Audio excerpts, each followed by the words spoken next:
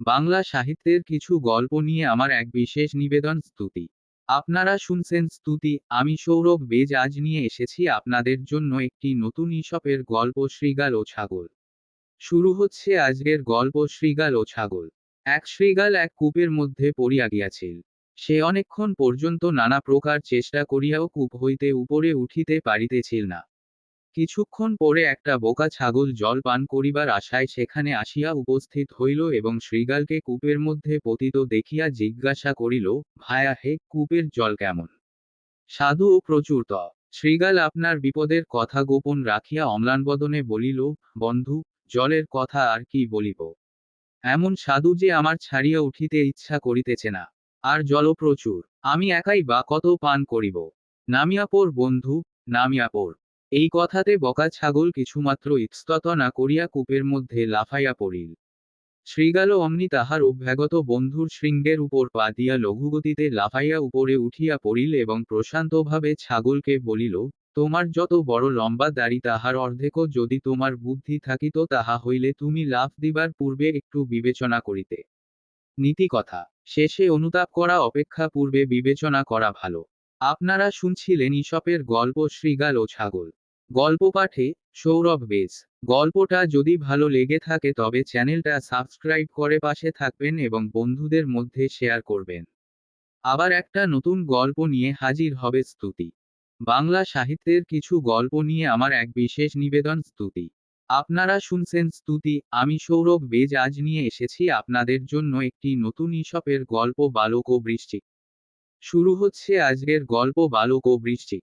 এক দেয়ালের গায়ে কতকগুলি ফড়িং উড়িয়া আসিয়া বসিয়াছিল। একটি বালক দেয়ালের গায়ের সেই সকল ফড়িং ধরিয়া খেলা করিতেছিল।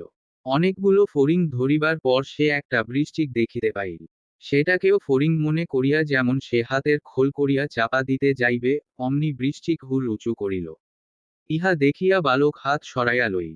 তখন বৃশ্চিক হাসিয়া বলিল, কেন পালাও কেন? আমাকে একবার ধরিয়া দেখ না। আমায় ধরিলে নিরীহ ফড়িং মারার মজাটা টের পাওয়াইয়া দিতাম। নীতি কথা, শক্তের ভক্ত নর্মে গরম। আপনারা শুনছিলেন ঈশপের গল্প বালক ও বৃশ্চিক। গল্প পাঠে সৌরভ বেজ।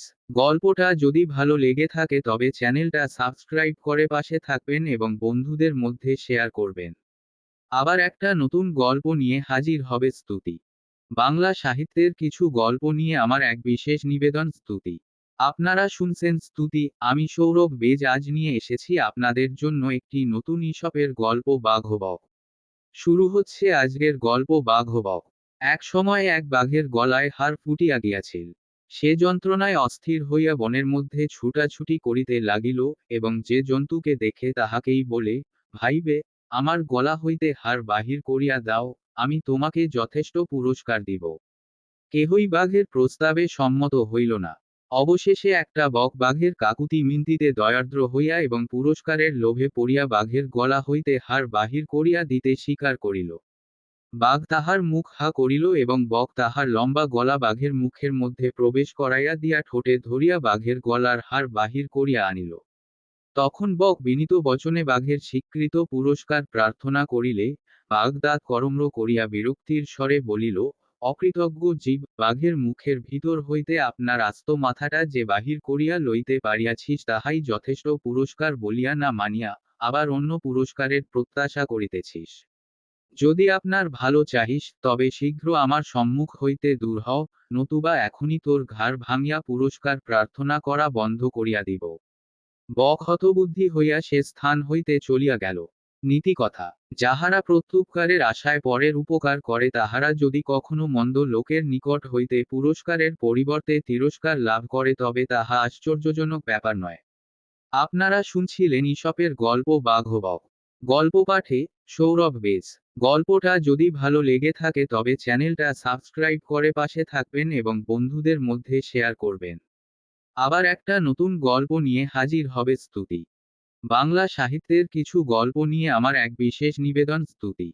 আপনারা শুনছেন স্তুতি, আমি সৌরভ বেজ আজ নিয়ে এসেছি আপনাদের জন্য একটি নতুন ঈশপের গল্প মধুমক্ষিকা ও মধুর কলসি। শুরু হচ্ছে আজকের গল্প মধুমক্ষিকা ও মধুর কলসি।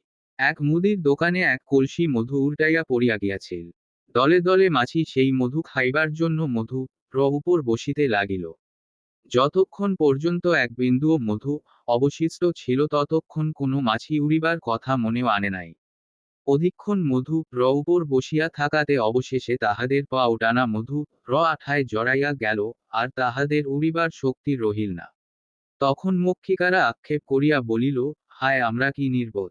ক্ষণিক সুখের জন্য আমাদের জীবন নষ্ট করিলাম। নীতিকথা, ক্ষণিক সুখের জন্য জীবন নষ্ট করা। আপনারা শুনছিলেন ঈশপের গল্প মধুমক্ষিকা ও মধুর কলসি।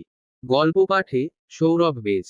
গল্পটা যদি ভালো লেগে থাকে তবে চ্যানেলটা সাবস্ক্রাইব করে পাশে থাকবেন এবং বন্ধুদের মধ্যে শেয়ার করবেন। আবার একটা নতুন গল্প নিয়ে হাজির হবে স্তুতি।